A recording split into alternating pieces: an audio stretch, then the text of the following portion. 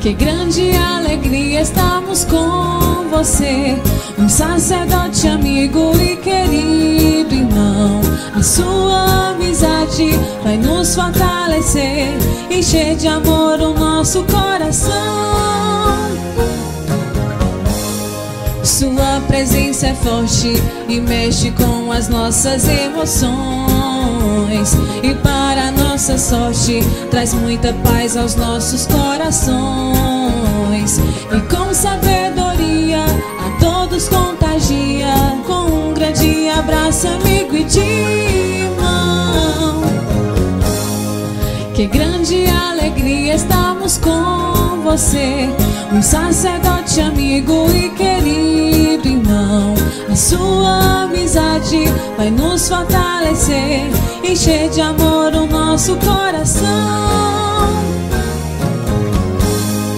Estamos te esperando, alegres para ouvir a sua voz, rezando e cantando, te aguardando aqui no meio de nós, nos confraternizando com as comunidades. Padre Gilvan, obrigado por sua amizade.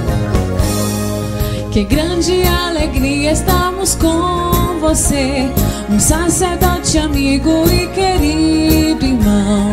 A sua amizade vai nos fortalecer, encher de amor o nosso coração. Seus gestos e palavras nos orienta como um bom pastor. De pé ou assentadas, todas escutam se enchendo de amor, e ficam tão felizes com esta grande luz, pois sabem que nos fala é o próprio Jesus.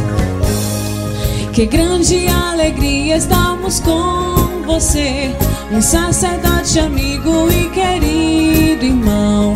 A sua amizade vai nos fortalecer, encher de amor o nosso coração. Que grande alegria estamos com você, um sacerdote amigo e querido irmão. A sua amizade vai nos fortalecer, encher de amor o nosso coração.